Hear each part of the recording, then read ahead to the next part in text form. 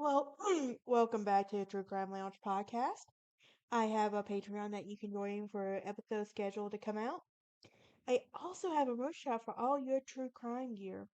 For any updates on my channel or podcast, you can find me on Instagram, Twitter, and Facebook. With that being said, let's dive into today's episode.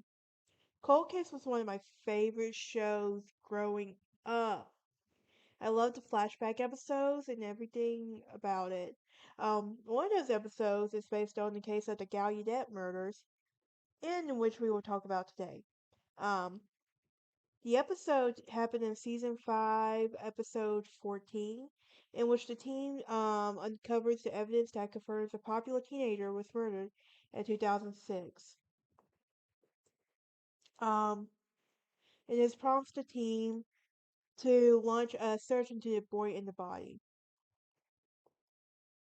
Now, let's talk a little bit about the case, shall we? Several students are or several students at Gallaudet for anybody that knows Gallaudet, it is a university for the deaf and hearing impaired in Northeast Washington D.C. Noticed it was noticed that one Tuesday Eric Plunkett's store in Cogswell Hall was closed. When it remained all that way all day, on September 2000, some people started to grow concerned. They knew that he was a gregarious boy from Minnesota who realized that how unusual this was. And Eric liked to keep his door open so that people could see who was walking by.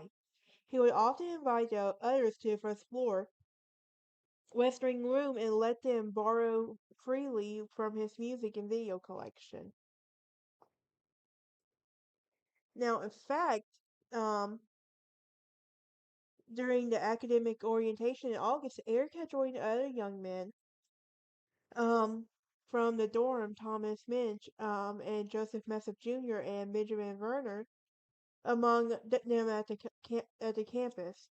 Um, Communicating in sign language, they all agreed agreed to call their wing to the Wild Wild West. They had holding hands that evening in solidarity in anticipation of friendship at their new school. All were happy to be there. And all had great ambitions to be a chef, an accountant, an attorney, and advocate for improving the world for the deaf, and each was about to have those ambitions dashed in a terrible way. When Eric failed to show up for dinner that evening, the students across the hall, Joseph Messif Jr. told resident advisor Thomas Gosch that he had smelled something bad coming from the closed door. Around 8 p.m., Goach went to see for himself and detected nothing unusual. Still, Eric had cerebral palsy, and it was possible that he was taken ill or had fallen.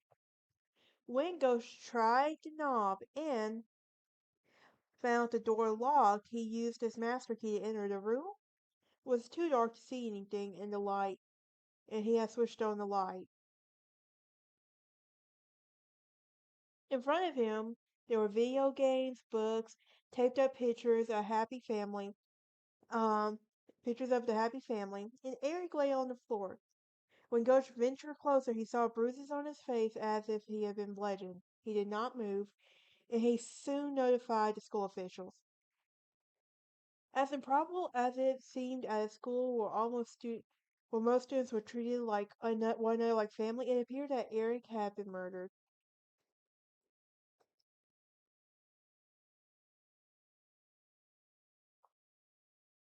Now, the officers had arrived to tape off the room and to prepare the processing evidence and questioning the other students for the bruises on Eric's face.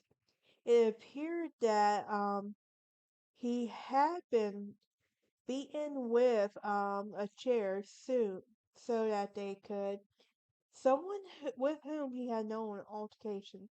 Given the heavy security on campus due to the school's location near questionable neighborhoods, it seemed like their other students or staff members had committed the homicide as someone with who was someone to across the dorm.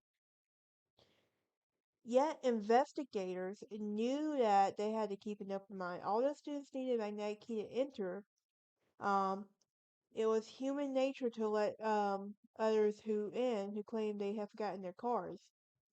Thus, it was more difficult to determine outside or enter a secure building. At the moment, almost anyone could be suspected. So, on Friday, the student body was notified of Eric's death, and a crisis team stood by and who needed to help the process go difficult. Right away, several students had theories. A campus group of gay students, for example, believed that it had been a hate crime. Eric had signed on to signed on to be secretary of the Lambda Society, and the school year had already seen a number of anti-gay incidents. However, neither the school nor the police accepted this notion, and the claims seemed to have been more personal than that.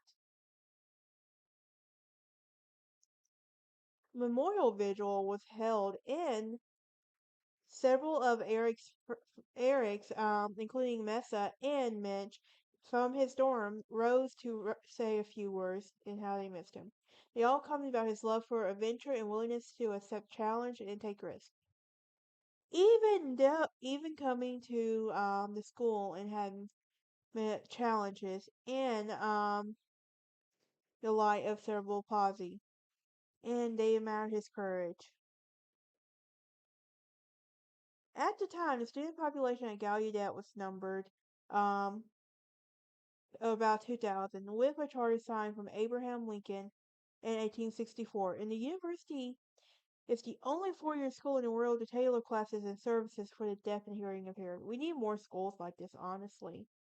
Um, the campus had long been considered a safe haven for young people who often experience social prejudice and ostracism from the world. Many considered it a privilege to be there, as had Eric. Sorry, guys. Reporters found that Eric's family, hoping to learn more about him than his mom, still turned stunned, remained with sadness to her last words. And it was, "Don't worry about me."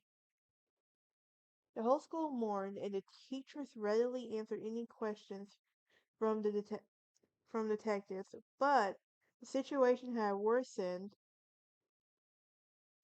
and when one of them became a key suspect.